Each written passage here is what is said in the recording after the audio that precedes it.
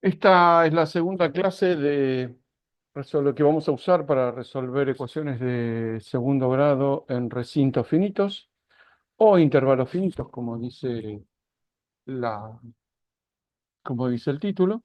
La vez pasada estuvimos resolviendo algunos casos que se resuelven, que se simplifican con transformaciones conformes. Hoy vamos a ver un método que es mucho más fuerte, que se llama separación de variables, y lo vamos a usar en un par de ecuaciones. Al principio lo vamos a usar en la ecuación de Laplace, que todos conocemos, y después en la ecuación de difusión. Vamos a empezar con la ecuación de Laplace. Bueno, el caso entre comillas general que se puede resolver con la ecuación de la ecuación de Laplace con separación de variables y resolución eh, sistemática por separación de variables es aquel que el recinto de resolución es un rectángulo, como vemos acá a la derecha, y en cada uno de los lados tenemos una condición de contorno. Esto no es nuevo. eh, Esto es lo mismo que veníamos haciendo, es decir, cuando uno resuelve la ecuación de Laplace necesita el- la determinación de la función en todo el contorno. Como el contorno está formado por cuatro lados rectos, cuatro segmentos rectos, bueno, las condiciones de contorno se dan entonces una función por cada lado. Pero el problema de este problema es que no lo podemos resolver así como está. Necesitamos simplificarlo, no sé qué hice. Necesitamos eh, escribirlo de una manera un poco distinta porque con estas condiciones de contorno, con las cuatro distintas de cero, no podemos resolver el sistema de ecuaciones que nos permite resolver. Entonces, lo que se hace habitualmente es pensar en un caso básico, que significa cuál es el problema que sí podemos resolver y que finalmente vamos a usar para resolver este problema. Esto ya lo conocen, se llama principio de superposición, y si uno hace un esquema muy simple, bueno, no me salió muy bonito, donde acá tiene las F1, F2, esto yo ya se los conté, F4, lo que se hace es separar el problema en cuatro problemas que sí puedo resolver, donde cada uno de esos problemas va a ser una ecuación de Laplace. Cada uno de estos tiene un laplaciano cero, laplaciano de U2 también igual a cero, laplaciano de U3 también igual a cero, y ya que está escribo los cuatro, laplaciano de U4, 4 igual a cero. ¿Cuál es la genialidad de este método? Es que la superposición de estos cuatro problemas me tiene que dar el problema original. Entonces, ¿qué es lo que se hace? Se pone, por ejemplo, en el primer problema, condición inicial F1 en la que corresponde a F1 y las tres restantes en cero. Y así hacemos con todo. F2, F2, 0, 0. Bueno, este no lo escribo y este 0, 0, 0, F4.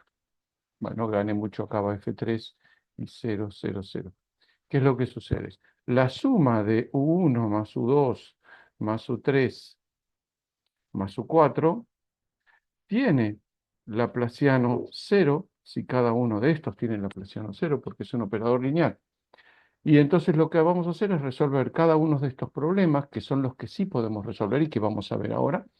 Entonces sumamos las cuatro soluciones y tenemos la solución al problema completo. Esto parece una complicación, bueno, de hecho es una complicación, pero al menos nos permite resolver la ecuación, porque de otra manera no podríamos resolverlo porque vamos a tener demasiadas ecuaciones y demasiadas condiciones. Entonces vamos a lo que llamamos el caso básico. Yo muchas veces a este caso lo llamo caso homogéneo, porque se me ocurre llamarlo homogéneo, pero en realidad es un caso que sí puedo resolver. ¿Cómo sería un caso básico? Y bueno, un caso básico es alguno de estos cuatro de la izquierda, uno que tiene cero, en tres de los contornos y uno de ellos distinto de cero. Entonces supongamos que vamos a poner a este cero y agarramos a esta f de, como está en un x constante, va a depender solo de y, f de y, y este cero. Bueno, entonces lo que vamos a hacer es, fíjense que no solo respecto de este problema, el rectángulo tiene uno solo distinto de cero y los tres igual a cero, sino que aparte puse los ejes que estén en contacto con dos de los lados, porque eso nos va a simplificar mucho las cuentas. Y acá lo que se hace, esta es una de las posibilidades, por supuesto, ¿no? Acá lo que se hace es lo que se llama separación de variables, que tiene el nombre separación de variables porque esencialmente lo que se hace es suponer que la función, que la función de x e y depende de dos funciones, cada una de las cuales solo tiene una de las variables. Entonces me quedan dos funciones con dos variables separadas. Esto es lo que planteo en esta ecuación de acá, ¿sí? Que la función u es un producto de dos funciones. ¿Cómo queda entonces el laplaciano? Porque lo que tengo que escribir ahora es el laplaciano. El laplaciano de u va a ser la derivada segunda respecto de x más la derivada segunda respecto de y. Y acabo de ver que estas comitas me quedaron en un lugar incorrecto, porque van al lado de la x y no después del paréntesis. Esto debería decir x2' de x y no x de x2', es un cualquiera esto que escribí. Entonces, fíjese que la derivada segunda respecto de x va a solo derivar la función que depende de x, porque la otra es una constante, estoy diciendo obviedades, y me queda con esta forma. Efectivamente voy a borrar un poco porque está todo sucio. Me queda de esta forma. Esto ya es conocido. Y ahora lo que hago es a esta ecuación, la divido por u, es decir, la divido por x por y. Fíjense que el primer término me va a quedar x2' por y dividido xy, así que el y se me va. Del segundo término me va a quedar y2' sobre y, ¿sí? Porque se me fue el x, y las dos sumadas son igual a cero. O, alta matemática, despejo una en función de la otra.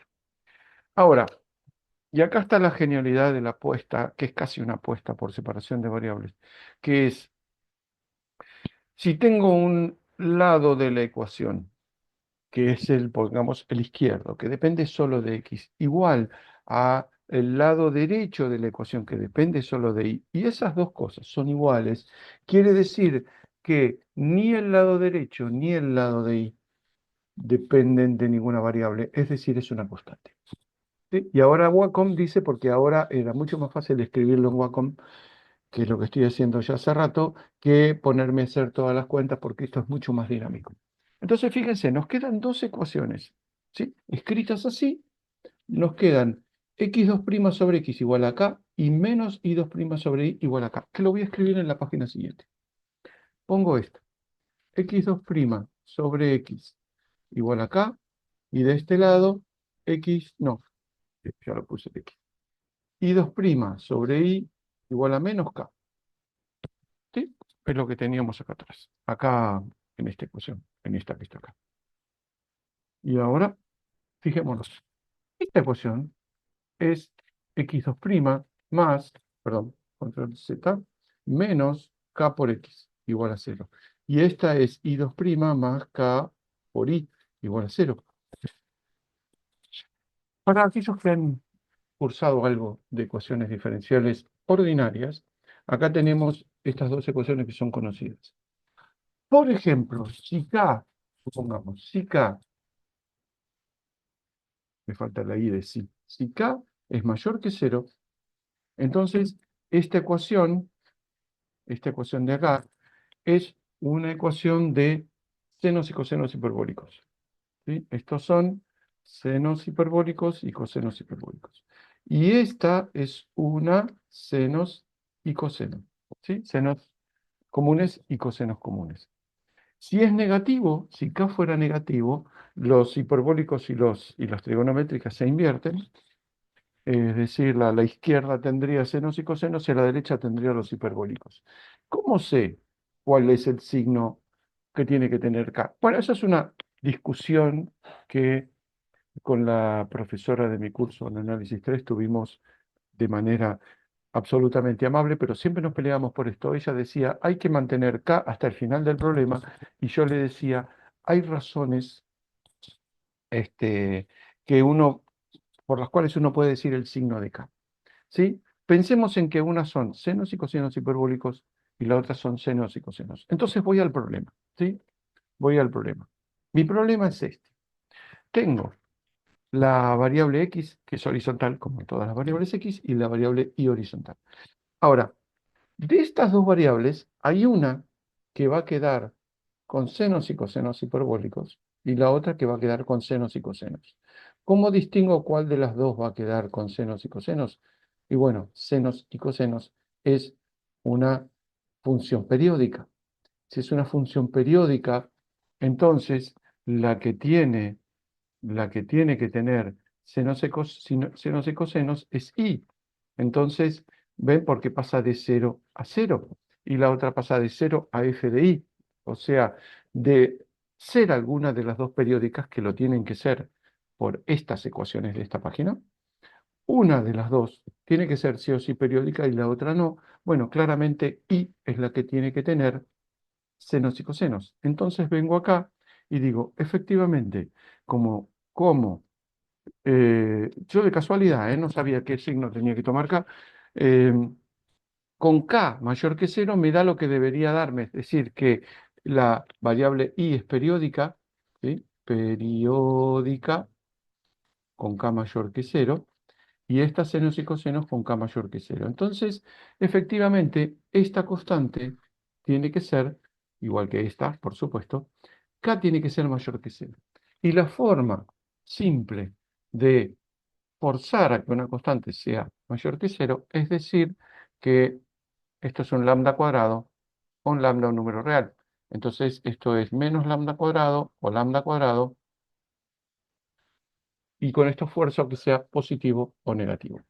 ¿Sí? Entonces vamos a poner un par de números, no muchos por ahora. Vamos a poner que esto va entre 0 y 1, pongamos, y el x va entre 0 y 1, y el y va entre 0 y, no sé, ya que nos dio seno y coseno, pongamos pi, así nos quedan fácil.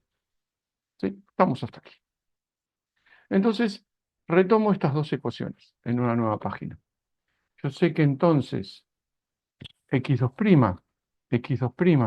menos x es igual a, ya me olvidé, es igual, eh, escribí, me faltó un lambda. Acá me faltó un lambda. Esperen, yo escribí cualquier cosa. Aquí me quedó x2' menos lambda cuadrado x, x2' menos lambda cuadrado x igual a 0, y de este lado y2' más lambda cuadrado y igual a 0. Esta solución, estas soluciones son una constante a, digamos, pongo moño porque dentro de un rato lo vamos a cambiar, a por coseno hiperbólico de lambda x, ¿sí? Esto es x de x, más b moño seno hiperbólico de lambda x. Estas, las de i, que ya sabemos que son senos y cosenos, me va a quedar i de i a b c moño seno de lambda i más c de moño coseno de lambda i. ¿Sí? Entonces ya tenemos una idea de cómo van a ser las ecuaciones. ¿Cuánto vale lambda? No lo sé. Cualquier lambda, en principio, cualquier lambda que ponga en estas dos ecuaciones, me cumplen con las ecuaciones de arriba. No es que lambda tiene que ser múltiplos de pi o los números primos, no, no, tiene que ser un número real cualquiera. Lambda cumple con, si uno escribe estas soluciones de esta manera, cumple con las dos ecuaciones de arriba. Entonces, ¿qué es lo que tengo hasta ahora? ¿Qué es lo que tengo hasta ahora? Que nueva página, u, u de x y es igual a A coseno más B seno, amonio, coseno hiperbólico de lambda x, más bemonio, seno hiperbólico de lambda x, todo multiplicado por AB semonio, coseno de lambda i más demonio, seno de lambda i. ¿Lo escribí así o lo escribí al revés? Seno, coseno. Bueno, lo escribí al revés. Escribí al revés. No, no tiene ninguna importancia. Vamos de vuelta. Es C seno más D coseno. C seno lambda i más D coseno de lambda i. Y vamos a llamar esta ecuación 1. ¿Qué hacemos con esto? Bueno, ya tenemos cuál es la forma general de la ecuación. ¿Sí? La forma general significa esta función con esta, con esta forma cumple con la ecuación de Laplace y cumple con que la variable y es periódica y la variable x no. Bueno, ahora entonces hay que empezar eh, a especificarla precisamente con las condiciones iniciales, a las condiciones de contorno. Entonces tenemos condiciones de contorno.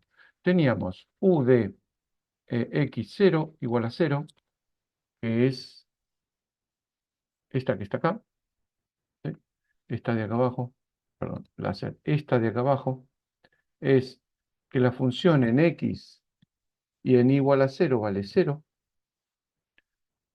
Esta que está acá, es esta precisamente. La u de 1i es igual a f de i, es la que habíamos puesto acá, f de i. U de xpi igual a 0. U de xpi igual a 0. Esta condición es esta, x igual a pi. Recuerden que habíamos dicho que valía pi. Y después me queda u de 0 i igual a 0. Y venimos acá, u de 0 i, escribimos la última, u de 0 i es igual a 0.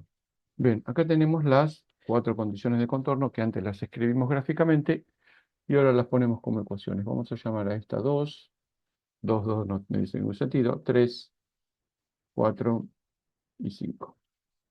Entonces, ¿qué, qué hacemos con esto? Fíjense que yo les había dicho que para simplificar el problema había que poner el rectángulo o al revés, poner los ejes que tocaran dos lados del rectángulo. Bueno, ahora vamos a ver la ventaja. Porque en cuanto agarro esta, por ejemplo, u de x0 igual a 0, en la de arriba, vamos a necesitar una página nueva, de 2 en 1, ¿sí? De 2 en 1, ¿qué es lo que obtengo?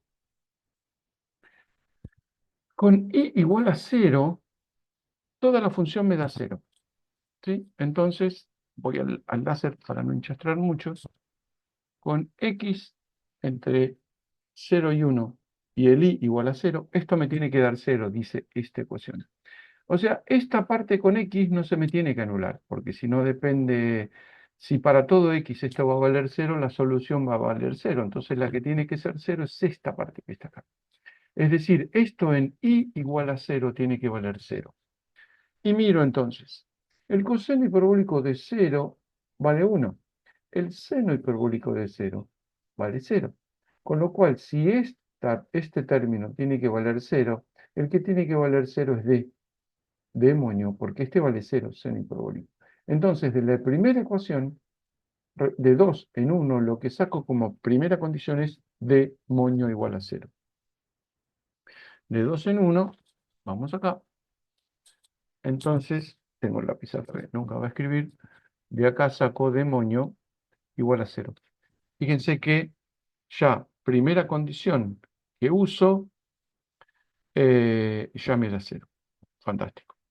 Vamos a cualquier otra. Por ejemplo, Ahora la 3 la vamos a dejar al final porque obviamente es la más complicada. Vamos a agarrar la 4 o la 5. Yo preferiría agarrar la, no sé, cualquiera. Agarremos la 5. Agarremos la 5. Fíjense, vamos de vuelta. U de 0 y este razonamiento es parecido al anterior. En x igual a 0 y para todo y, esto vale 0. Es decir, esta parte que está acá, la del término en y, no tiene que ser 0. El que tiene que ser 0 es este. Y ahora de vuelta. X igual a 0, en x igual a 0, o sea, todo esto tiene que ser 0, ¿no? En x igual a 0, el seno hiperbólico vale 0, pero el coseno hiperbólico vale 1. Es decir, el mismo argumento de antes, esto igual a 0 no me dice nada, esto igual a 0 me implica que el A moño tiene que ser 0 porque el coseno hiperbólico vale 1. O sea, de 5 en 1, entonces A moño vale 0. De 5 en 1, necesito que agarrar la lápiz de vuelta, de 5, de 5 en 1, saco que amonio igual a 0. Amonio era, ¿no? Amonio igual a 0. Bueno, ahora vamos a la 3. O sea, esta ya está, el 5 ya está, el 2 está, me falta la 3, la 4. La 3 vamos a dejarla para la última. U de x pi igual a 0. Ah, pero antes de hacer eso voy a escribir cómo quedó la solución. Fíjense que d igual a 0 y a igual a 0. Entonces, de acá ya sabemos que u de x i es igual a, con a igual a 0 y d igual a 0, se me fue el primer término y el último término. Me queda b moño seno hiperbólico de lambda x, b moño seno hiperbólico de lambda x, por, ¿qué es lo que tiré acá el último? C moño seno de lambda x. C moño seno de lambda x.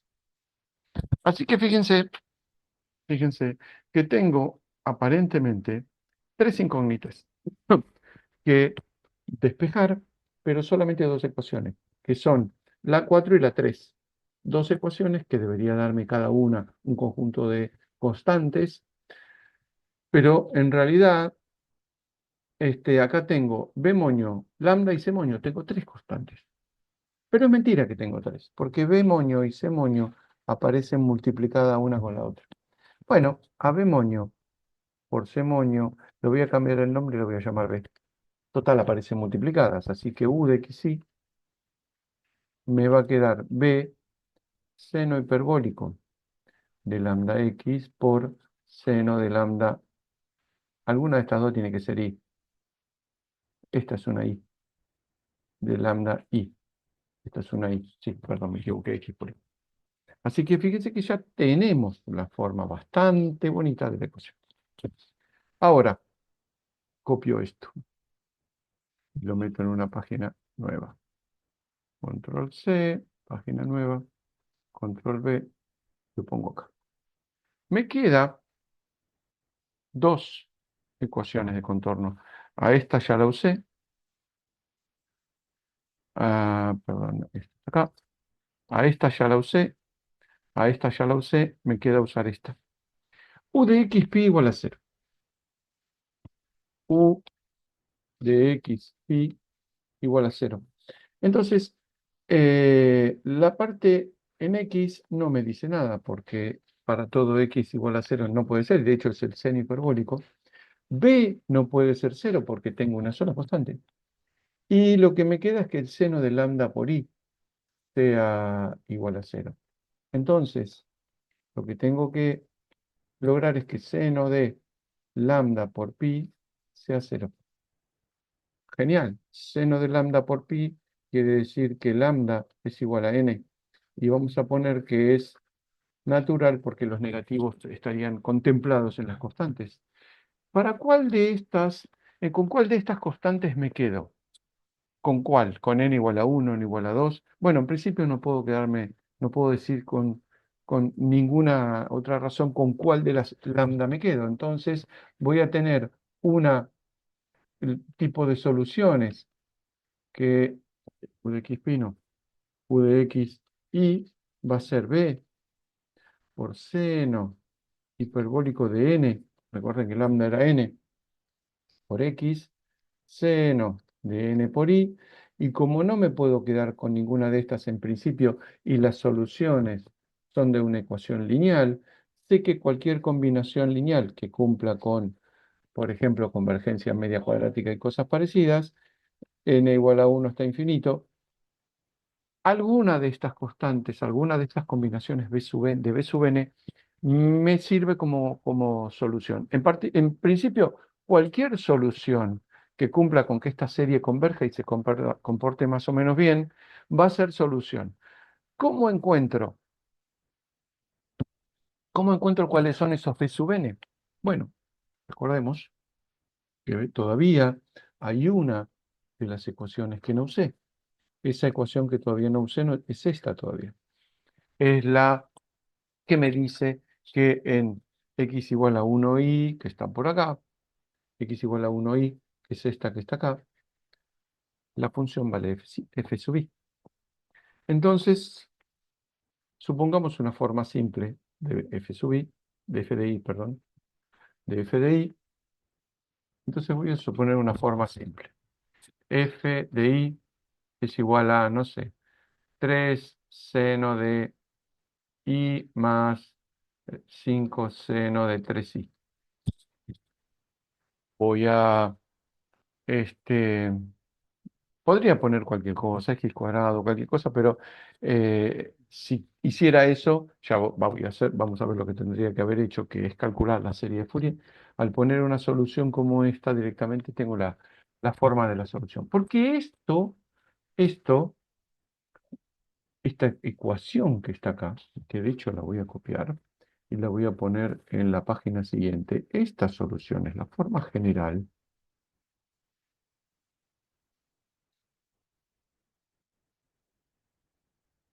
Es la forma general de la solución. Yo tengo que lograr con esta ecuación, ¿sí? Tengo que lograr que sea igual a esto que está acá.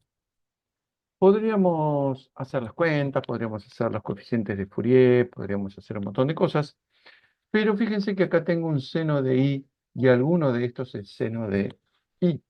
Entonces, para n igual a 1, ¿sí? Todo esto debería valer 3, ¿sí? Esto debería, si n igual a 1, entonces b sub 1 por seno hiperbólico de z, seno hiperbólico de x, eh, es igual, perdón, seno hiperbólico de 1 por x igual a 1, de 1, tiene que ser igual a 3, ¿sí? Porque esta función es igual a f de i si i es igual a 1, ¿sí? Que es lo que dice acá, es lo que dice acá, ¿sí? Entonces, b sub 1 es igual a 3 sobre seno hiperbólico de 1, que es un número. Si n es igual a 3, porque este 3 es el otro que me va a sobrevivir, si n es igual a 3, entonces tengo b sub 3 seno hiperbólico de 3 es igual a 5, este 5 que está acá. Entonces b sub 3 es igual a 5 sobre seno hiperbólico de 5. Todos los demás, n distinto de 1 y distinto de 3, va a tener b sub n igual a 0, porque lo vimos hace un par de clases, las funciones senos y cosenos son ortogonales. Y entonces, si calculara los coeficientes de Fourier, o sea, los coeficientes que me permiten escribir la serie, que son los coeficientes de Fourier, me darían 0. Entonces, todos los demás son 0. ¿Cómo me queda la serie? Bueno, hay que hacer un poco de memoria. Entonces, me va a quedar, ¿cómo me queda la serie? No, ¿cómo queda la función? U de xi es igual. Va a tener solo dos términos. Uno que va a ser con seno de x y que tiene multiplicado a es b1 por seno hiperbólico de nx, o sea, seno hiperbólico x sobre seno hiperbólico de 1. ¿Sí? Es decir, va a ser, uy, fui para el otro lado, 3 seno hiperbólico de x sobre seno hiperbólico de 1, ¿sí? Más 5, no, por seno de x, no, seno de y, perdón, seno de y, más, más b sub 3, que es 5 sobre seno hiperbólico de 5, más 5 seno hiperbólico de 3x sobre seno hiperbólico de 3 por seno de 3y. Simplemente despejé las soluciones. No hay más que notar que esto es lo que decía un compañero Sergio Barrés, esto es lo que hay que recuadrar porque es la solución. Lo que tengo es, fíjense que U cumple con todas las condiciones. Bueno, no me voy a poner a calcular el laplaciano porque seguramente da, porque ya sabíamos que las soluciones de esta forma, las soluciones de esta forma cumplían con laplaciano igual a cero, así es como lo resolví. Entonces una combinación también va a cumplir que laplaciano es cero. U de 0, x 0i, esto tenía que dar 0. Con 0i, con x igual a 0, como son dos senos hiperbólicos da 0, efectivamente, seno de x0, que era el lado de abajo, me tenía que dar 0, y está bien porque i es igual a 0, tengo dos senos, el seno de i y el seno de 3x, con lo cual da 0. Seno de x pi, que era el lado de arriba, esto también tenía que dar 0, y está muy bien porque con igual a pi, el seno de i, que es seno de pi, da 0, el seno de 3i, que es seno de 3pi, también da 0, o sea que todo da 0, o sea que esto vuelve a ser 0, y estamos solo verificando que las tres condiciones de contorno sean las correctas. Y ahora la más difícil, u de x, no, control Z, con u de 1i, que este es el lado derecho del rectángulo, u de 1i, que es esta ecuación de acá, u de 1i, ¿cuánto me da? Me da, eh, cuando x es igual a 1, importante, cuando x es igual a 1, esto es 1, seno hiperbólico de 1, entonces este sobre este me da 1, entonces me queda, primer término, 3 seno de i. Pasa lo mismo con esto, seno de 3x con x igual a 1, seno de 3, dividido seno hiperbólico de 3, me queda 1, 5 seno de 3i. Así que lo que me queda es, necesito lápiz, 3 seno de i más 5 seno de 3i, que efectivamente era la función que habíamos propuesto, ¿sí? Que está acá. Es la función que habíamos propuesto como condición de contorno. Esta fue una resolución simple de un caso particular. Si en vez de haber tenido una función como seno de i más seno de 3i, que son dos elementos que ya me aparecen en el tipo de solución, ¿sí? Si yo pongo senos, sigo poniendo senos, seno de 5i, seno de 28i, qué sé yo, bueno, todos esos son parte de la solución como me queda acá, digo, como me queda escrita acá. Entonces no tengo que hacer el cálculo de la serie de Fourier. Si yo tuviera una función tipo, no sé, que vale i cuadrado o 1 menos i al cuadrado o función cualquiera, entonces tendría que calcular la serie de Fourier. En general no aporta mucho, salvo que uno tenga que resolver precisamente ese problema. No aporta mucho complicar la forma de la función porque finalmente lo único que tendría que hacer es resolver la ecuación de Laplace, tendría que resolver la, la serie de Fourier haciendo cuentas y cuentas y en realidad no aporta al concepto salvo a la longitud del problema. Entonces, bueno, hemos resuelto un problema que es bastante interesante. Si tienen ganas, no, lo pueden, si quieren, graficar, solamente para ver que este tipo de cosas son muy bonitas en el sentido de que siempre las soluciones de Laplace, de la ecuación de Laplace, cumplen con el principio de módulo máximo. Es decir, los máximos y los mínimos van a estar en el borde. Vamos a tener graficado en 3D, si quieren, 0, 0, 0 en los tres bordes de la izquierda, y en el de la derecha vamos a tener como una función ondulada. Bueno, ahí va a estar el máximo y el mínimo. No va a estar adentro del rectángulo, va a estar justo en el borde. Es interesante. Si alguien lo puede graficar, se grafica en 2 segundos. Si alguien lo quiere graficar y puede jugar, bueno, será bienvenido. Un solo comentario pequeñito, con esto terminamos esta resolución. Solo comentario pequeñito y tiene que ver con las otras. Fíjense, fíjense, fíjense. Cuando tenga que resolver este problema que está acá. El que resolvimos ahora fue el de este tipo. ¿Sí? Este tipo de problemas es el mismo. ¿Sí? Nada más que cambio X por Y. Cada condición de contorno me elimina una constante, con lo cual es el mismo mecanismo que hicimos hasta ahora, salvo que cambié el rol de las variables X e Y. En estos dos, el que tiene el valor de F1, el distinto de 0 en el eje, o este que tiene el valor de F4 en el eje, esta vez del eje Y, se resuelven esencialmente de la misma forma, pero con un pequeño truquito que estoy buscando el final de las cuentas, con un pequeño truquito que es el siguiente. No es ninguna genialidad lo que voy a decirles, voy a avisar desde ahora, pero simplifica mucho las cuentas. Si tengo este problema, ¿sí? Por ejemplo, acá están los ejes, qué feo, es esto así, ¡shuc! Los ejes, el cuadrado. Acá tengo F1, 0, 0, 0.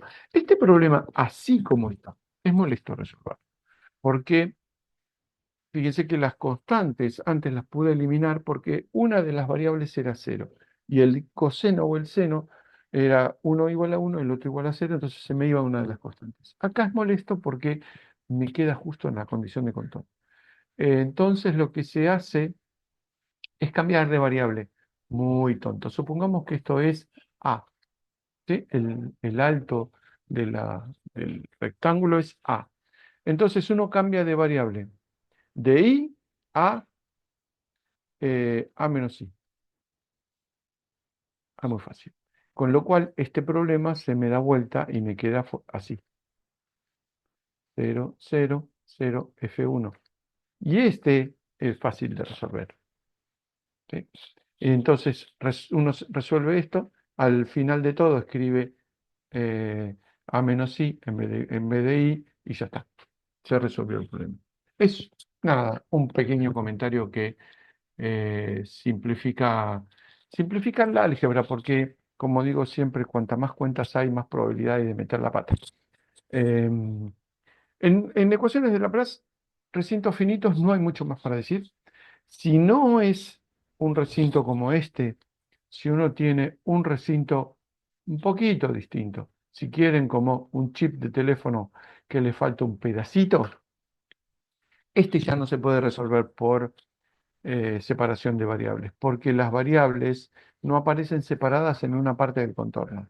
Entonces directamente la solución no se puede separar por variables. ¿Qué hacer en este caso? Y bueno, hay que escribir la solución de otra manera. Por ejemplo, con series y con formas más complejas, pero no con separación de variables. Y separación de variables lo que tiene es que si bien uno parte, vamos de acá a acá al principio, si uno parte de una ecuación, ¿dónde está? ¿Dónde está la ecuación? De una ecuación en dos variables, ¿sí? En derivada respecto a dos variables, y termina en dos ecuaciones que son las de acá, x2' menos kx y 2' más ki. Si bien uno pasa de una ecuación a dos ecuaciones, no hay que contar ecuaciones, hay que contar soluciones. Entonces, la ecuación original no es resoluble inmediatamente y estas dos ecuaciones sí. Estas dos ya sé la solución. En cuanto uno analiza cuál es la variable periódica, ya está, uno sabe cuál es el signo de K, tiene cuáles son las ecuaciones, esta es la que estaba buscando, cuáles son las ecuaciones, y ya sabe cuáles son las soluciones. Renglón siguiente ya tiene cuáles son las soluciones y empieza a buscar las constantes. ¿Qué pasa si uno cambia un poquito? Esto lo voy a hacer medio salteando. Igual les voy a pasar el PDF porque están todas las cuentas. ¿Qué pasa si uno hace la ecuación de Laplace en un recinto finito? Pero ese recinto finito se escribe con coordenadas polares. Es decir, si es un recinto redondito. Un recinto eh, que no es un rectángulo, es un círculo. Hay dos casos. Vamos a ver que el primer caso es cuando uno resuelve, acá ya está todo escrito, así que no voy a enchastrar mucho. La ecuación de Laplace, por supuesto, es distinta en la, en el formato, en el formato, esto es un solo color. En el formato, perdón, yo esto. En la forma de coordenadas polares, ya tenemos un derivada segunda respecto de una derivada segunda respecto a la otra, con un factor de corrección que tiene que ver con el jacobiano, y una que es una derivada intermedia. ¿Sí?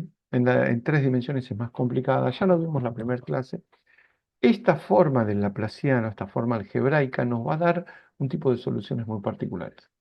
Ahora, si estamos resolviendo, aprovecho el dibujito de acá abajo, si estamos resolviendo la ecuación de Laplace en el círculo, es decir, para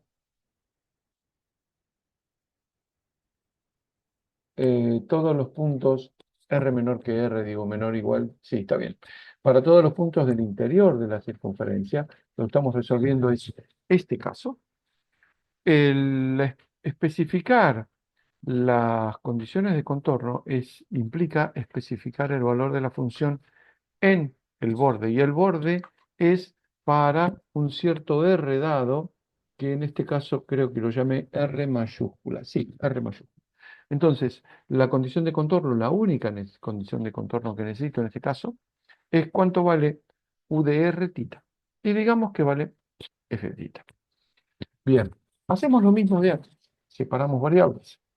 Vamos a suponer que, láser, vamos a suponer que la función es una función de R por una función de tita, ¿sí? Tita el ángulo. Meto esta información en la ecuación A, en la ecuación de Laplace en coordenadas polares, y me queda esta forma acá, me queda mezclada R2' tita, R', qué sé yo, igual a 0. Hacemos lo mismo de antes. Dividimos por U, es decir, por R tita, y esto me va a sacar las derivadas. Me va a dejar las funciones que están derivadas y me va a sacar las funciones que no están derivadas. Entonces me va a quedar, fíjense que acá tengo, por ejemplo, primer término, R2' tita, ¿sí? Porque esa es la derivada respecto de R. El tita no está derivado, y el tita como función, ¿no? Y el R está derivado dos veces. Al dividir por R tita, se me va el tita, solo me queda R, y así que me queda R2' tita. Como acá no tengo R, 1 sobre R cuadrado, es más fácil multiplicar por R cuadrado y pasar todas las potencias arriba. Entonces me queda ese R cuadrado en el primero, R en el segundo y nada en el tercero.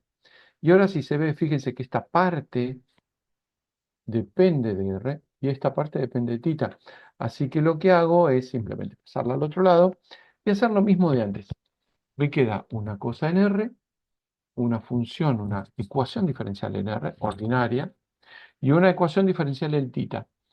Una igual a la otra. ¿Qué quiere decir? Que no depende esa combinación, no depende ni de R ni de tita. Es una constante. Y ahora uno podría pensar, bueno, pero entonces, ¿cómo digo el signo de de la constante, porque antes podía decir el signo dependiendo de si era periódica en una coordenada o periódica en la otra coordenada. Bueno, ¿cuál es la coordenada periódica en este caso? No hay que discutir mucho. La coordenada periódica es tita. Tita es la coordenada angular, que claramente es una coordenada periódica. Es una coordenada que si uno suma 2pi está en el mismo punto. Es decir, acá la coordenada periódica es tita. Así que esta constante tiene que ser de forma tal, mejor dicho, de signo tal, que tita cuadrado más constante por tita sea igual a cero. Es decir, la constante tiene que ser positiva. Entonces, vamos a llamar a esa constante lambda cuadrada. Me quedan dos ecuaciones. Entonces, la parte de R, esto es lambda cuadrado, entonces, ¿no? Esperen que meto esto acá, un lambda cuadrado, en rojo. ¿Sí? Queda igual a lambda cuadrado. ¿Sí? Porque eh, así me queda que la tita es senos y cosinos. Me queda entonces, me queda entonces la primera ecuación con esta forma extraña, r cuadrado r2' más rr' más menos lambda cuadrado de r igual a 0, ¿sí? Y esta que ya sabemos que es un seno y coseno. Ahora, esta ecuación es una ecuación cuyas soluciones, fíjense que es sugestiva la forma de la ecuación, porque la función sin derivar no tiene multiplicado r. La función derivada una vez tiene multiplicada r y la función derivada dos veces tiene multiplicado r dos veces. Con lo cual, una potencia de r es una solución. ¿Sí? Porque la derivada primera baja una potencia y la derivada segunda baja dos. Y para que todos se puedan equiparar, para que sumados de cero, entonces tiene que ser una potencia de r. Efectivamente, las soluciones de tita son las senos y cosenos y las de la parte en R son para n distinto de cero potencias de R y para R, n igual a cero es un logaritmo que hay que integrar dos veces y se encuentra que es un logaritmo. ¿Qué tengo entonces? Esta cosa hiper bonita que es, esto es el término de n igual a cero. El logaritmo, ahora sí es logaritmo, le puse logaritmo natural rompiendo una costumbre que había prometido no romper, es una constante más el logaritmo por otra constante, más la parte de seno y coseno y la componente en R, que son potencias de R, ya sean positivas o negativas, cumplen lo mismo, ¿no? Esto ya lo habíamos visto hacia acá, acá arriba. Entonces, trabajamos en el interior de una circunferencia, es decir, en todo punto adentro de una circunferencia. Digo, lo aclaro porque en todo punto dentro de una circunferencia está el origen. R igual a cero. Todos sabemos que las coordenadas polares son muy buenas, pero hacen agua en R igual a cero. Y lo de hacen agua en este caso se ve reflejado en que esto es una solución, ¿sí? Antes de pasar al otro, esto es una solución que tiene que valer en todo el interior de la circunferencia. Y una solución que cumpla con la ecuación de Laplace, por un lado uno puede decir, bueno, cumple con el principio del módulo máximo, el máximo y el mínimo lo tiene en el borde, con lo cual el centro, R igual a cero, no puede tomar un valor más grande que en el borde.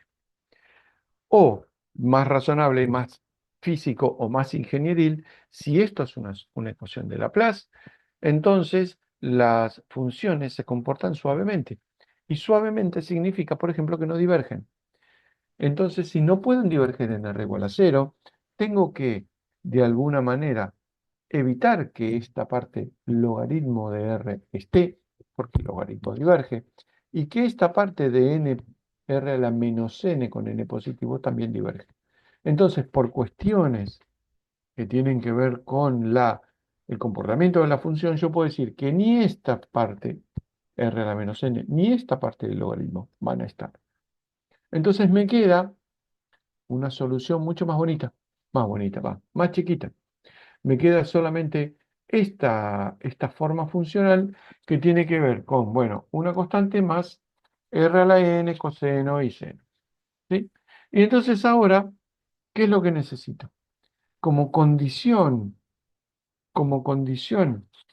de... Ah, bueno, acá simplemente de acá a acá, simplemente pasé este a sub n con las mayúsculas y lo junté en uno. No es un gran cambio. Lo que necesito ahora es especificar las constantes.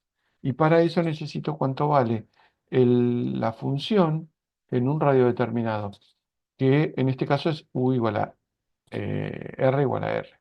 Entonces lo que tengo es que esta función de acá, ¿sí? Esta serie de acá, para r minúscula igual a r mayúscula, tiene que ser f de tita.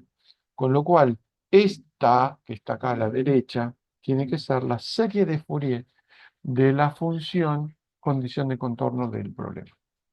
Entonces, resolvemos la serie de Fourier para lo que sea. Uno puede poner cualquier cosa, puede poner lo mismo que pusimos la otra vez.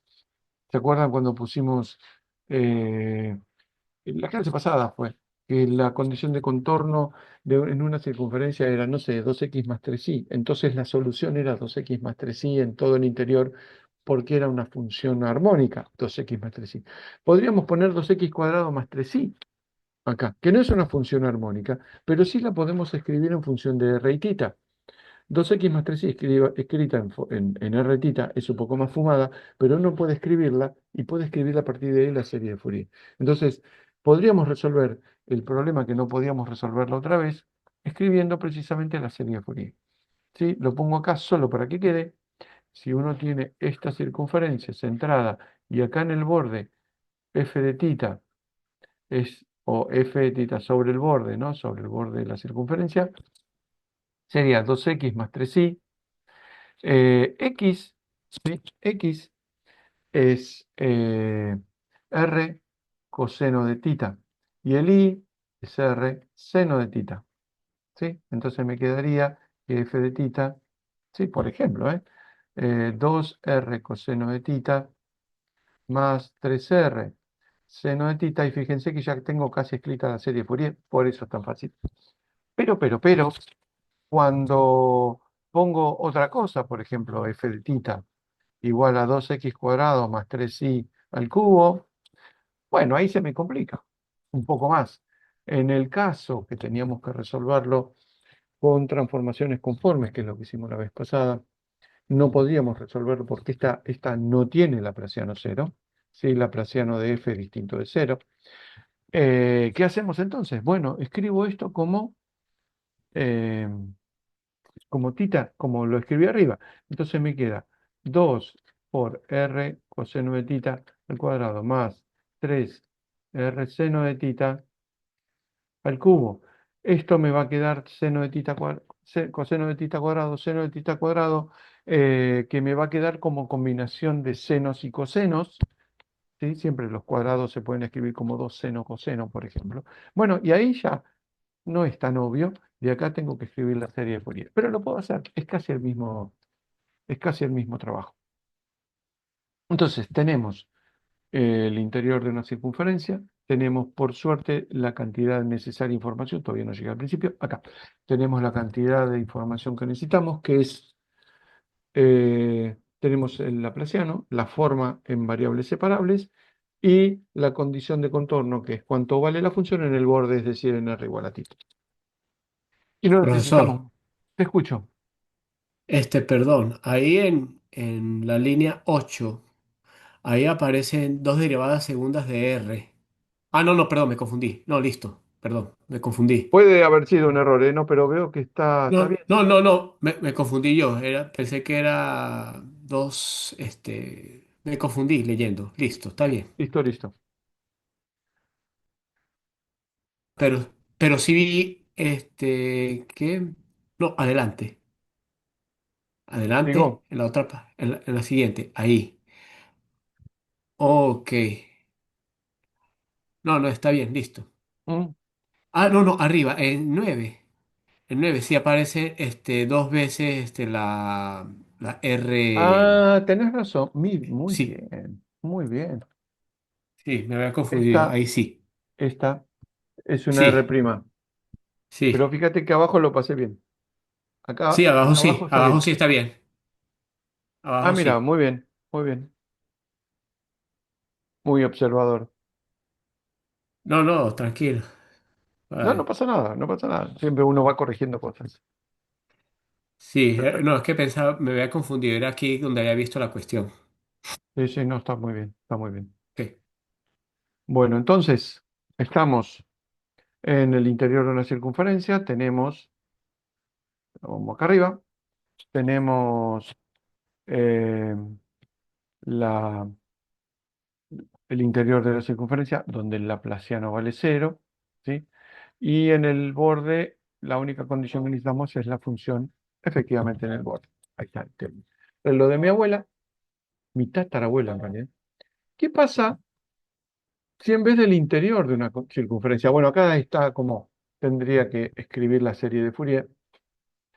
eh, acá hice un caso particular, acá desarrollé todas las cuentas para un caso particular. Por ejemplo, si es 2 seno 3 tita, 2 seno de 3 tita, escribí la solución y está acá, está acá. Espera que voy a hacer lío. Está acá abajo. Solo revisen las cuentas, es un caso parecido al que dije.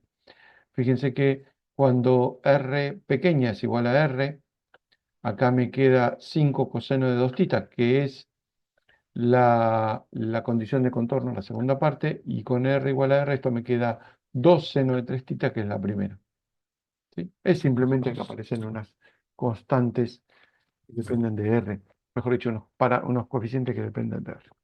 Solo revisen las cuentas. Si quieren, por ejemplo, graficar esto otra vez, es una ecuación de Laplace, con lo cual los máximos y mínimos están en el borde.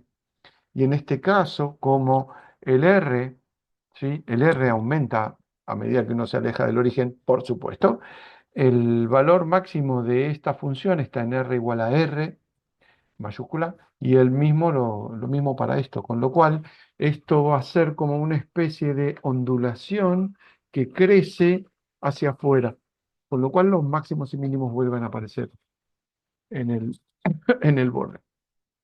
Ese tipo de cosas son divertidas. ¿Qué pasa si cambiamos un poquito el problema y necesito esto? Y en vez de trabajar en toda una circunferencia, trabajamos en el interior corona. Esto quiere decir, si trabajamos en una geometría con una geometría polar, pero sin incluir el cero. ¿Sí? Bueno, eso, por ejemplo, nos va a llevar a, primero, necesito un lápiz, a primero, que la ecuación es la misma, por supuesto, porque no depende de si incluyo o no incluyo todo el interior de la circunferencia. Y ahora, como tenemos el contorno está separado en dos, que tiene una parte de afuera y una parte de adentro, voy a tener que dar dos funciones. ¿Sí? Hago el gesto con la mano como si me vieran, dos funciones. Una para R, el de afuera, una para el radio exterior y una para el radio interior. Entonces voy a tener una función uno para un radio 1 y una función 2 para el radio 2. Fíjense que ahí no dice cuál es el más grande y cuál es el más chico. Ah, sí, el R2 es el más grande. Así que R2 es la de afuera, esta es F2 y esta es F1. Ahí está, estamos todos contentos. Ahora entonces, fíjense que no tenemos por qué, ¿sí? La forma general, vamos acá. La forma general de la ecuación de Laplace, que era esta, que está acá, esta que está acá. Que teníamos una parte del logaritmo que antes habíamos dicho que tenía que ser cero, porque si no divergía, una parte de r a la menos n con n positivo que tenía que ser cero, porque si no divergía. Bueno, en ese caso no tenemos más esa condición. No podemos decir que esto lo tiramos el lenguaje de cancha, que esto lo tiramos porque diverge en el origen y esto lo tiramos porque diverge en el origen, porque no llegamos al origen, porque ahora es una corona. Entonces, ¿qué nos queda? Nos van a quedar más ecuaciones, más incógnitas. Este no lo puedo tirar, este no lo puedo tirar, y me van a quedar dos conjuntos de ecuaciones, ¿sí? Dos series de Fourier, esencialmente. Una que va a ser la serie de Fourier de la función interior y otro que va a ser la serie de Fourier de la función exterior. Y me va a quedar una serie de ecuaciones que tengo que igualar entre a sub n, b sub n, a sub n, b sub n, con R1 y R2, y ahí me empiezan a aparecer constantes por todos lados, qué sé yo. Y lo que me termina quedando es que como la serie de Fourier de F1 y la serie de Fourier de F2, ¿sí? Yo las puedo escribir, lo que hago es igualar término a término. Entonces me queda un sistema que en realidad son un sistema de 2 por 2, en realidad sería de 4 por 4, porque tengo A0, B0, AN y BN, ¿sí? Para cada uno de esos tengo una constante que tengo que resolver y que en realidad es un sistema infinito por infinito, pero es por bloques. Entonces lo que hice en algún momento fue escribir un ejemplo y hice todas las cuentas y que puse una función adentro, una función afuera, y fíjense cómo se empieza a complicar el álgebra, y es el mismo problema. Y creo que, fíjense que siguen acá, la resolución sigue, esto se lo dejo para que se diviertan, encuentro cuál es la relación entre las constantes, bla, bla, bla, y nada, se puede escribir la solución. De hecho, les sugiero, si tienen ganas, escriban la solución completa y después la grafican para ver que efectivamente, otra vez, pasa que los valores, tomando café, los valores máximos y mínimos aparecen en el borde y no en el interior. Pongan claro, para graficar tienen que poner cuánto vale un R1 y R2. Yo puse R1 y R2 genéricos. Pongan un valor, qué sé yo, 1 y 2, no tiene la menor importancia. Entonces todas estas cosas empiezan, todas las ecuaciones empiezan a tener valores, no solamente R1. Entonces no se complica el álgebra. Lo sugiero si alguien lo quiere hacer, es divertido, no es complicado, es divertido. Y se puede encontrar entonces, se puede graficar la solución y estaría bueno ver cómo da. Eh, esta ecuación la empecé eh, para el curso de análisis 3 y nunca la terminé porque te quedaba tan larga que dije, bueno, nada, la termino en el pizarrón. Y la terminé alguna vez en el pizarrón y queda larguísima, pero al final queda bonita, queda cerradita y queda una linda solución porque finalmente las condiciones de contorno, estas que están acá, son las que simplifican mucho las cuentas. No hay que calcular series de Fourier porque entonces es, wow, mucho más largo. Así que con esto tenemos un panorama también de qué es lo que pasa cuando la ecuación de difusión la uso en en una geometría que no es la cartesiana y que simplemente con un cambio de geometría se me complica tremendamente el álgebra. Es lo que pasa siempre. Los casos interesantes empiezan a ser algebraicamente muy complejos. Y entonces uno pierde un poco la traza de el significado de la solución y qué es lo que pasa y qué es lo que no pasa.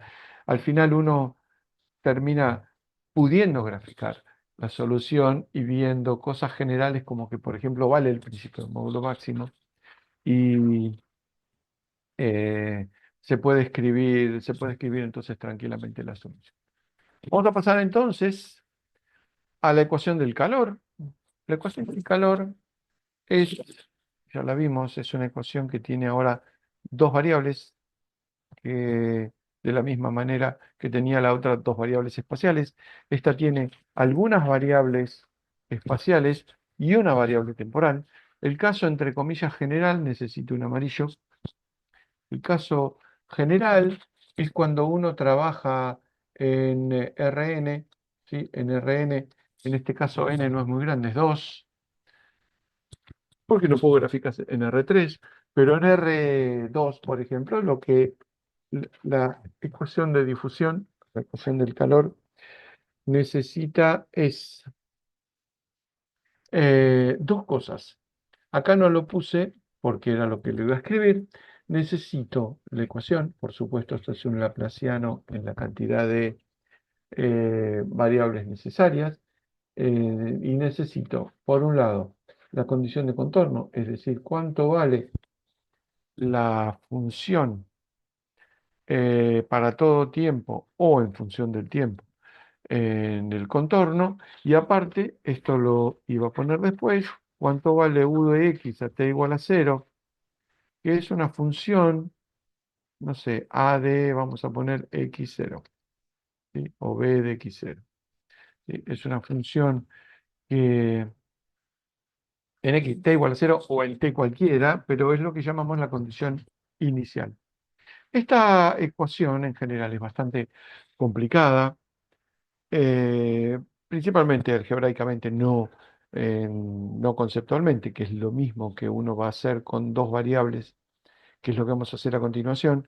Y lo que vamos a tener es lo mismo de antes, en el sentido de que recuerdan que la clase pasada habíamos visto, o la clase anterior, habíamos visto que la ecuación de difusión tenía un comportamiento que venía de flujo de cosas y que a tiempo infinito el término temporal se hacía nulo y lo que uno tenía era la ecuación de Laplace.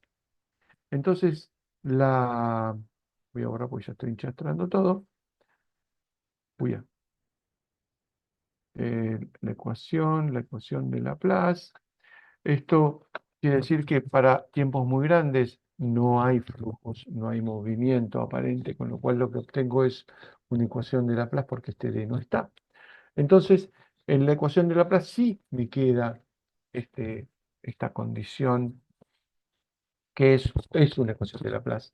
Y acá lo que perdí fue la condición inicial, que es propia de la ecuación del calor.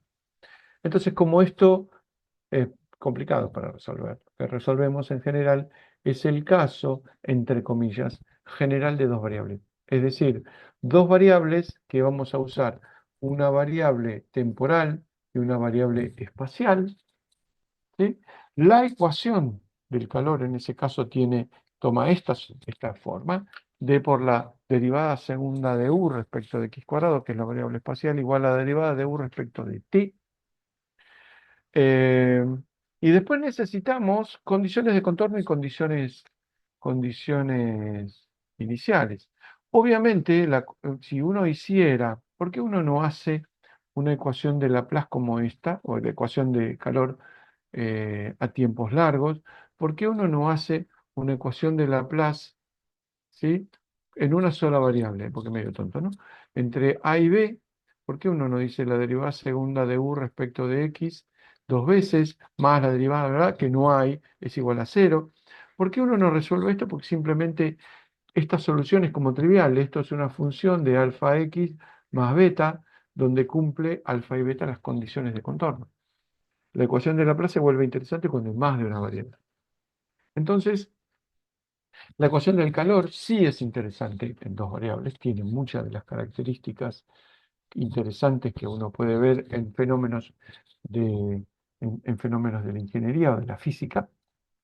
Y el caso general es cuando uno trabaja en un intervalo X, y tiene la ecuación, ¿sí? Y la cantidad de ecuaciones de condiciones de contorno necesarias, es decir, en el borde de mi región es un intervalo, así que el borde de mi región son los dos valores en A y B, que son los extremos del intervalo.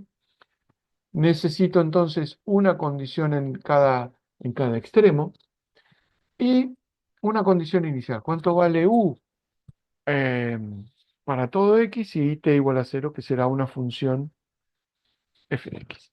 Entonces tengo dos condiciones de contorno, ¿sí? Una para A, acá vale A de t, y una para B, que vale B de t, y una condición inicial, que es f de x. Esta solución, otra vez, si uno ve cómo se empieza a restringir las soluciones por nuestra álgebra, es compleja para hacerla por separación de variables. Es mucho más fácil hacer otro problema y después ver cómo se las arregla para superponer soluciones. Lo que podemos resolver de manera simple es lo que yo incorrectamente les aviso, llamo problema homogéneo con dos valores. ¿Por qué no es un problema homogéneo? El problema homogéneo es el que tiene igual a cero como término independiente. Lo que tenemos, acá, ¿qué tengo? lo que tenemos, en realidad, caso homogéneo, yo le llamo, porque en realidad es el caso fácil para resolver. Es cuando tengo en ambos extremos el valor cero, u igual a cero en ambos extremos, para todo t, y lo que tengo es cierta función inicial que es la condición inicial. Entonces lo que vamos a hacer ahora es resolver un problema particular de esto, de los, entre comillas, fáciles, que vamos a poner un... Lo que cambia acá en este problema es cuánto vale f de x. Entonces vamos a poner que L otra vez sea pi, porque es más fácil escribir senos y cosenos, ¿sí? Y vamos a poner que, no sé, 2 seno de 3x más seno de 5x, no sé, cualquier cosa, ¿sí? Que son, vamos a ver que nos aparecen senos en la solución general y que de esta forma podemos escribirlo de forma más fácil. Si no, tendré que escribir eventualmente una serie de Fourier. Así que tenemos ecuación número uno, condición de contorno en cero, ecuación número 2, condición de contorno en L, que vamos a poner pi, ecuación número 3 y 4 es la condición inicial. Así que vamos a hacer, de hecho, una simplificación adicional y vamos a suponer que el d lo incorporamos, por ejemplo, a la variable t. Es como que rescalamos el t, el tiempo, o rescalamos la distancia, metiendo el d dentro de esas variables. ¿Qué significa eso? Que el d no es muy importante si uno no tiene que estudiar el comportamiento del d, y lo que uno termina teniendo es u xx igual a u sub t, u sub 4 no, u sub t, ¿sí? Que es la derivada, oh, qué salame que soy, es la derivada, cantidad de cosas que escribí,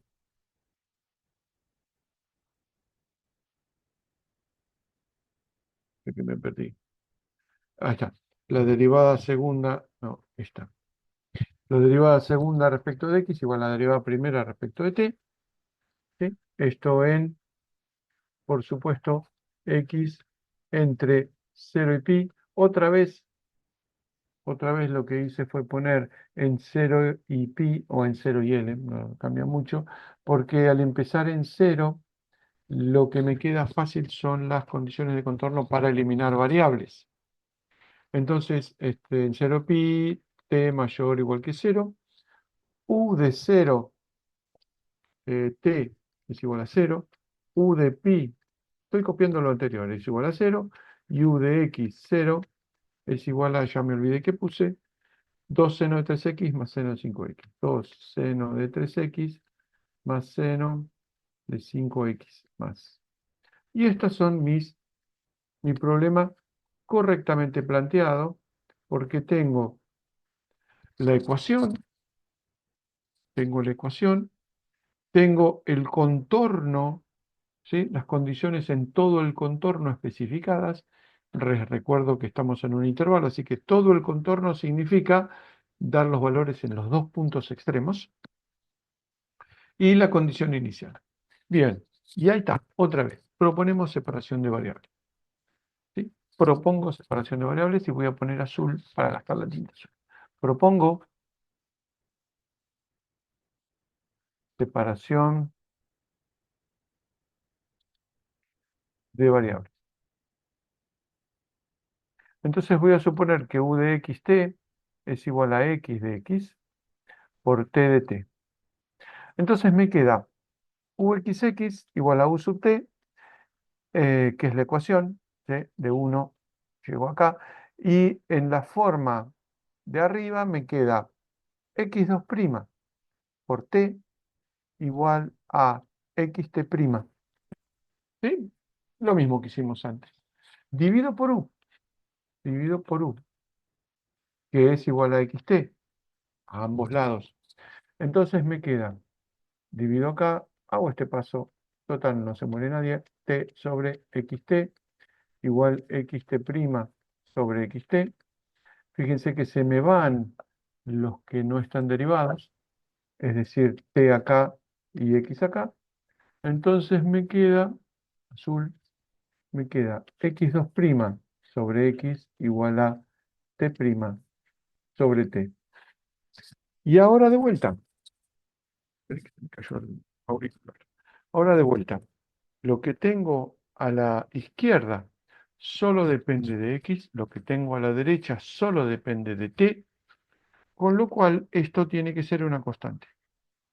Y ahora la vieja discusión de qué signo tiene la constante. Copiamos esto en la página que viene y los convenzo de que uno puede saber cuál es el signo de la constante. Y esto es lo que me parece más interesante porque el resto del álgebra es todo igual. De acá obtengo dos ecuaciones. Lo voy a poner en verde. Acá obtengo dos ecuaciones. ¿Sí?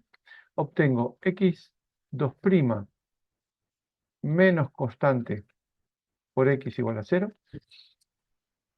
¿no? Y t' sobre t igual a constante. Esta solución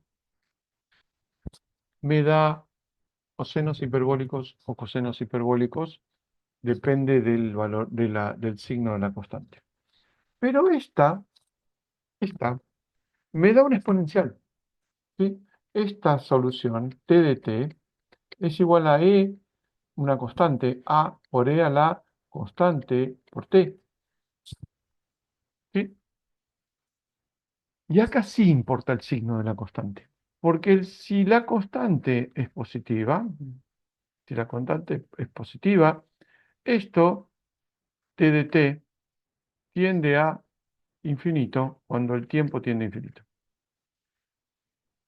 Y si la constante es menor que cero, t de t tiende a cero cuando t tiende a infinito.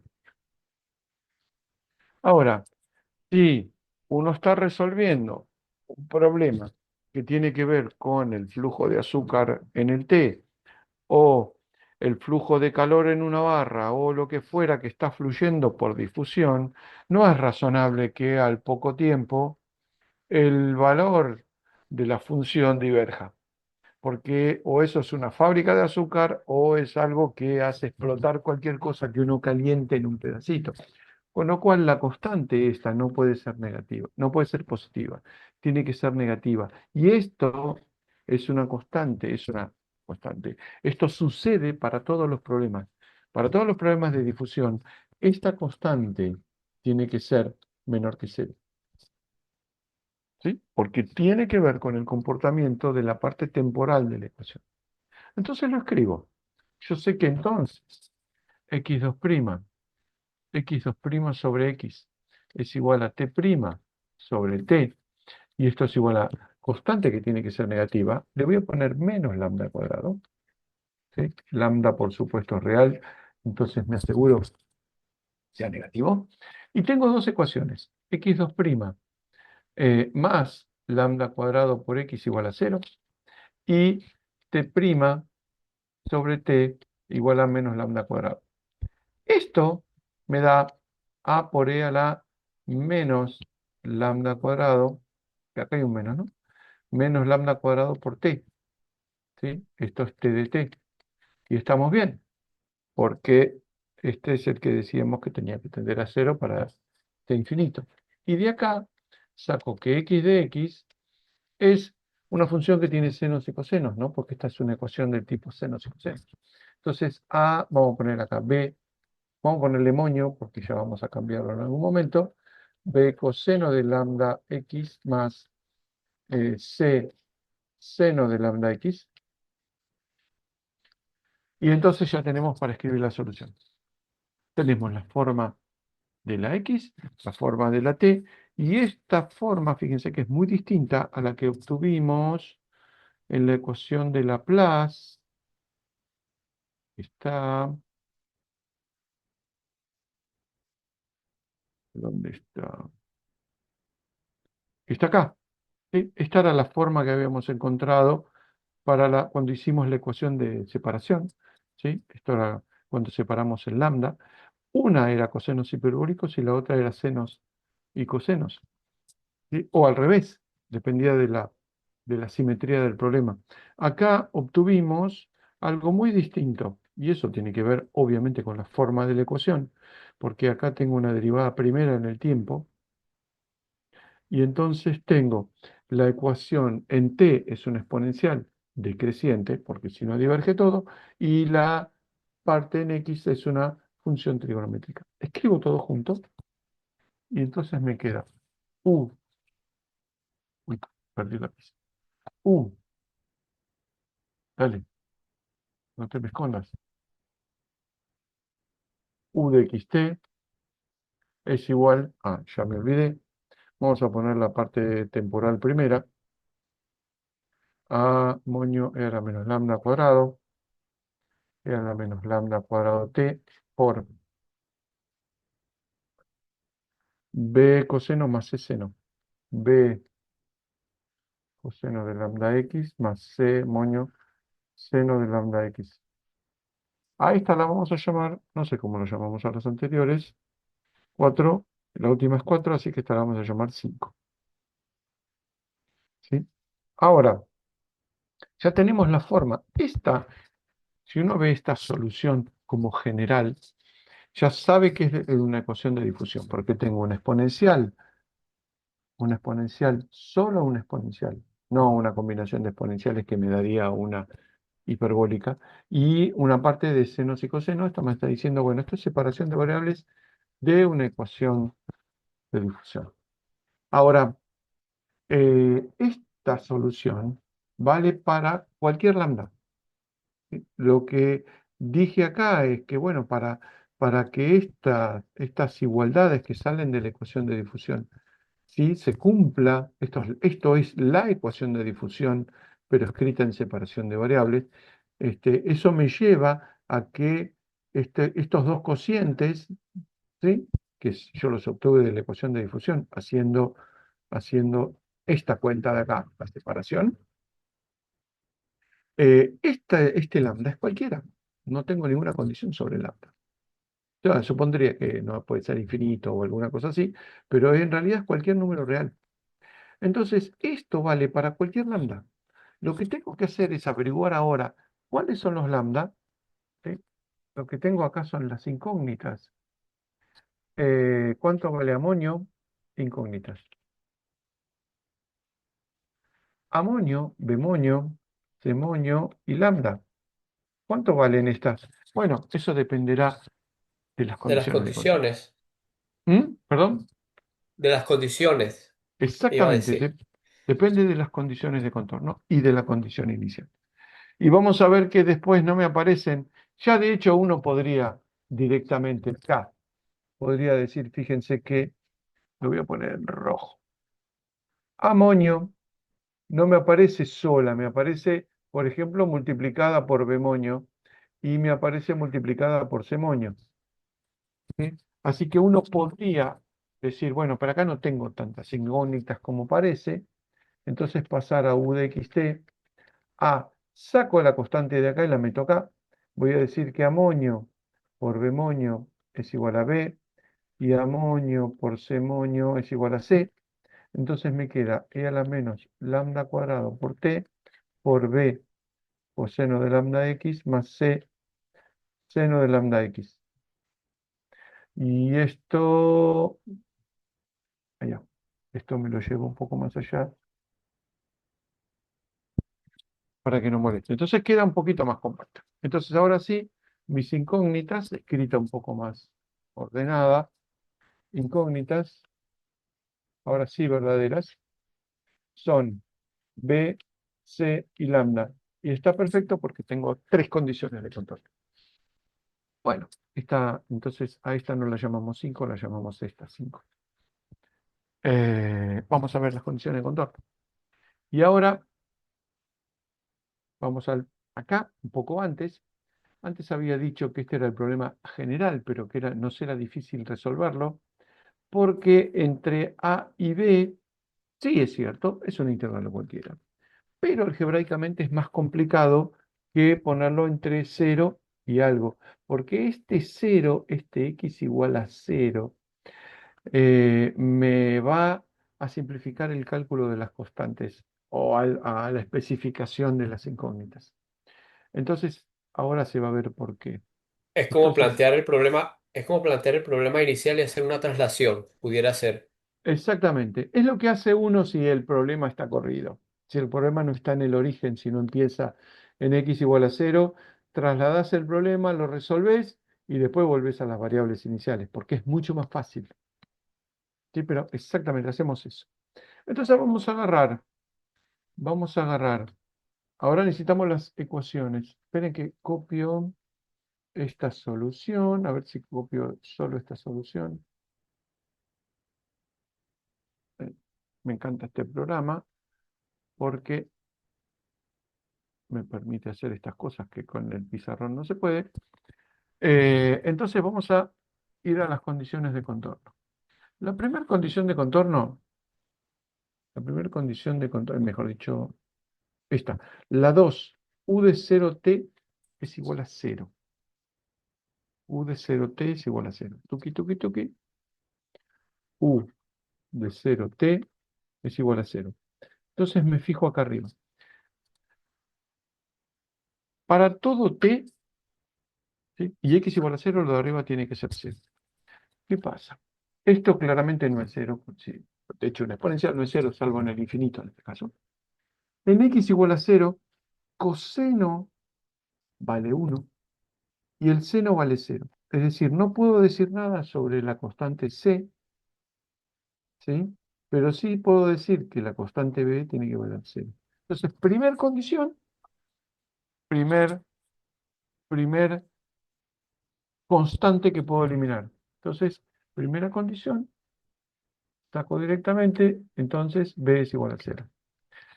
Que es muy bonito, porque entonces ahora u de xt es igual a e a la menos lambda cuadrado por t por c seno de lambda x. Ya fíjense cómo se va haciendo cada vez más chiquito la solución.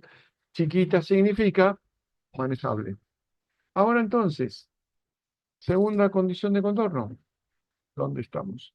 U de pi t, esto es un t, igual a 0. U de pi t me va a decir cuáles son las lambda. ¿Cuál era? 3. En 3, U de pi t es igual a 0. Y esto entonces me dice que a la menos lambda cuadrado por t por c seno de pi por lambda es igual a 0. C no puede ser 0. C no puede ser 0 porque si no sería 0 toda la solución. Entonces lo que tiene que ser 0 es seno de lambda x. No, 0 de lambda x, no, 0 de lambda pi igual a 0, con lo cual lambda es igual a n. Otra vez, para cualquier n natural, no, real no, para cualquier n natural, eh, seno de, para cualquier lambda, sí, no, para cualquier n natural, seno de n pi vale 0. Entonces ya tengo una forma No bastante precisa. sería, no sería para cualquier lambda entero. La diferencia entre poner entero y poner natural es que después las, la diferencia entre poner un entero y un natural es que hay un signo. Y el signo se lo puede llevar el C. Se lo puede llevar el C. Nos Ok, va a quedar, li- listo, sí, entendido, entendido. ¿ves? Sí. Entonces, perdón, justo me atragante. Entonces, tenemos ya una forma bastante precisa de la solución, porque U de xt es igual a, vamos para arriba, e a la menos lambda cuadrado t, mejor dicho, lambda es igual a n, e a la menos n cuadrado por t por seno, bueno, una constante, c, por seno de nx. Y esto para x entre 0 y pi y t mayor o igual que 0. Mayor o igual que 0. Entonces, ya estamos. Ya tenemos una forma general. Tenemos una forma general de la solución.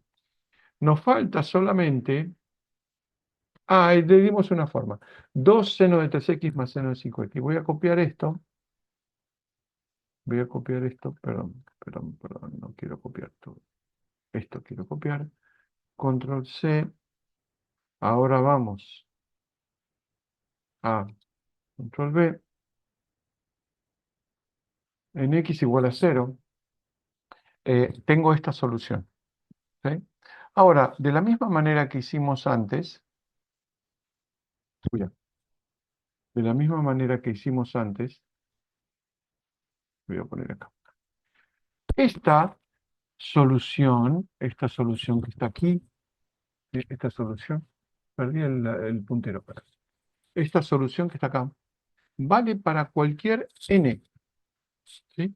Y como la ecuación es real, la ecuación es lineal, y eso significa que cualquier combinación que converja la serie de soluciones va a ser una solución. Entonces voy a tener una solución para cada n voy a tener una u sub n. Entonces, una u cualquiera va a ser una suma de u sub n, que es decir, una suma c sub n e a la menos n cuadrado t seno de nx. Entonces, cualquier suma, casi cualquier suma, tiene que converger la serie, va a ser una solución. ¿Cómo logro escribir una función cualquiera, ¿sí?, como una serie como esta? Y simplemente hay que buscar que los c sub n sean de acuerdo a mi función. Si esta función no es una combinación de elementos de los que ya están acá, como por ejemplo los senos de nx, lo que voy a tener que hacer es escribir la serie de Fourier. Pero como eso sería complicar el álgebra, lo que hice fue elegir una función que sea más o menos razonable. Entonces, de acá voy a sacar c sub, esto es seno de 3x, ¿no? C sub 3 va a ser, no, perdón, c sub 3 por e a la menos eh,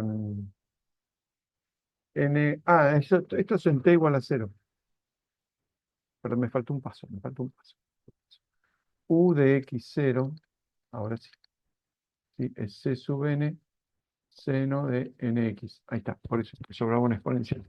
Ahora sí, c sub 3 va a ser igual, c sub 3 va a ser igual a 2, c sub 5, que viene de acá, c sub 5 va a ser igual a 1, y c sub n va a ser igual a 0 si n distinto de 3 o de 5. Entonces, la solución, esta que está acá, me va a quedar solamente con dos términos. Tengo que encontrar el lápiz ahora. U de xt va a ser c sub 3 vale 2, 2 por e a la menos n cuadrado t a la menos 4t por seno de 2x más 1, porque valía 1, ¿no? 1 por e a la menos n cuadrado, es decir, e a la menos 25t por seno de 5x, y ya está. Esta es toda mi solución. ¿Sí? Cumple con que su laplaciano va a ser igual a la derivada respecto de t, por supuesto. Cumple con las condiciones de contorno, porque en 0 y en pi valen 0. En 0 y en pi el seno de 2x y el seno de 5x valen 0. Y aparte, fíjense una cosa. Esto es un comportamiento temporal de la solución. ¿Qué significa? Que si yo empiezo con una solución seno de 2x, seno de 5x, tiene una componente que tiene una longitud de onda que corresponde al 2 y una longitud de onda que corresponde al 5. ¿Sí? La longitud de onda del 5 es más chiquita. ¿Esto qué significa? Que como esto es una ecuación de difusión, si tengo una longitud de onda lambda de 2, digamos, y lambda de 5, tengo una longitud de onda grande, el gradiente de concentración entre la parte más alta y parte más baja es más chico que entre la parte más alta y parte más baja de una lambda igual a 5, porque están más cerca. Esto quiere decir que la primera en desaparecer va a ser la de 5, va a tender a cero más rápido y después va a tender a cero más rápido. La siguiente, la de lambda igual a 2. ¿Y eso dónde se ve? En los exponentes. La que tiene 5 tiende a cero con e a la menos 25t. Y la que tiene 2 tiende a cero con e a la menos 4t. Es decir, esta tiende a cero más rápido que esta, cosa que es bastante razonable. Si uno lo grafica, el, esta solución, por ejemplo, va a ser una, bueno, soy incapaz de graficarlo, ¿no? Una seno de 2x más una ondulación debida a la 5x, y lo que va a pasar es, primero se va a, a suavizar, es decir, va a tender a cero la parte de lambda igual a 5, y después recién va a empezar a tender a cero la de lambda igual a 2, que es la más tranquila, es la que tiene gradientes menores. Esto se puede graficar muy fácil y se puede entender cómo funciona el fenómeno de difusión. El fenómeno de difusión funciona así. Si uno tiene un gradiente grande, el flujo es grande, y si tiene un gradiente chico, el flujo es chico. Eso me está diciendo este tipo de solución. Este flujo, el que tiene que ver con una, perdí esto, el flujo que tiene que ver con una longitud de onda muy pequeña, cae a cero más rápido que una que tiene un flujo con una longitud de onda más larga, más grande. Y eso se ve fácilmente en el graficar esta función. Les sugiero también que, ya que estamos graficando, que grafiquen esta y que van a ver que primero se suaviza la curva, la de 5, y después la de 2. Es interesante. El problema con esto, y con esto ya terminamos, es que este problema que puedo resolver es un problema bastante limitado, que puedo resolver sin volverme loco. Eh,